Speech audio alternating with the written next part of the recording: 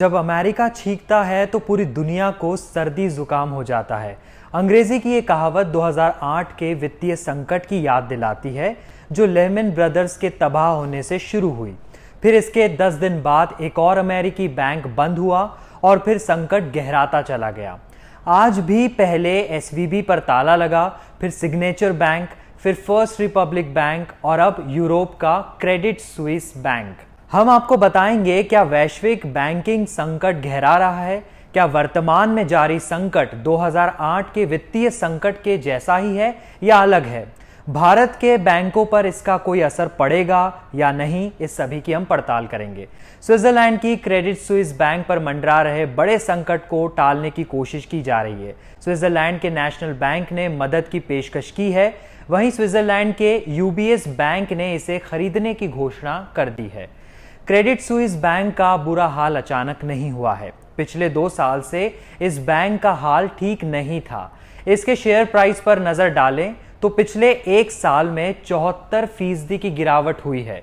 2021 में ये 11 Swiss franc पर था और अब 2 स्विस फ्रैंक से भी नीचे है। स्विस फ्रैंक स्विट्जरलैंड की करेंसी है। मिंट की रिपोर्ट के मुताबिक इसका प्रमुख कारण क्रेडिट स्विस की 2021 और साल 2022 की एनुअल रिपोर्ट रही, जिसमें कई खामियों का जिक्र है। साथ ही बैंक में कई स्कैंडल भी उजागर हुए हैं।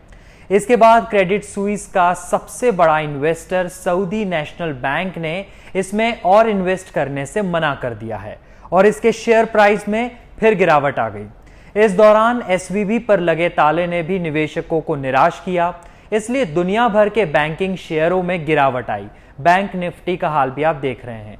क्रेडिट स्विस में बड़ी गिरावट देखने को मिली है, यानी वैश्विक बैंकिंग क्राइसिस का खतरा बढ़ता दिख रहा है।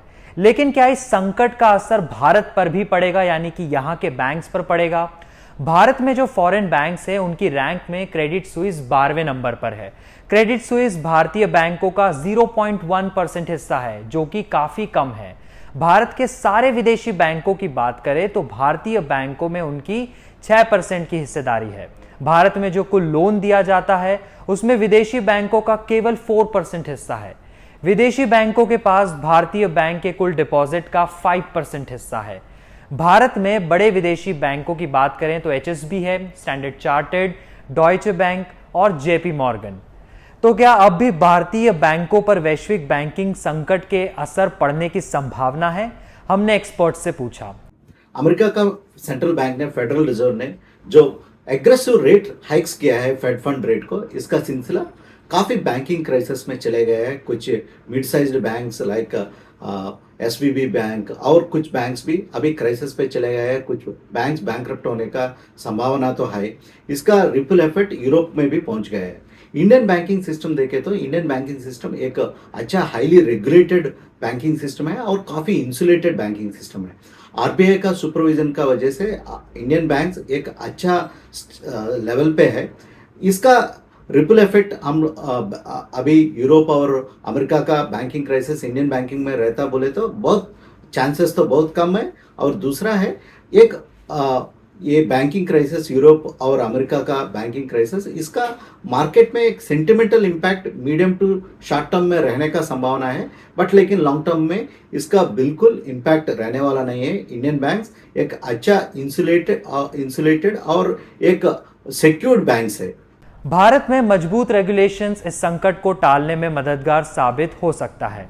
भारत में हर बैंकों को अपने डिपॉजिट का कुछ % रिजर्व कर रखना पड़ता है।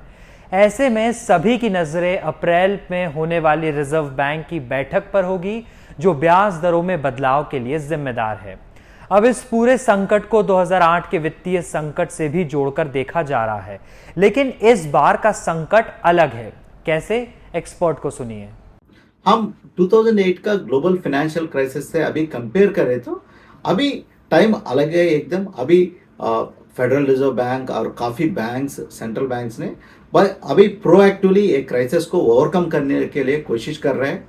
अभी ये 2008 जैसा बनने का संभावना तो बहुत कम है। अभी ज़्यादा तरफ सब बैंक्स, रेगुलेटर्स, सब लोग मिलके एक बैंकिंग क्राइसिस को कंट्रोल करने के लिए कोशिश कर रहे हैं। सो 2008 का जैसा अभी बैंकिंग एंड फाइनेंशियल क्राइसिस आने का चांसेस तो बहुत कम है।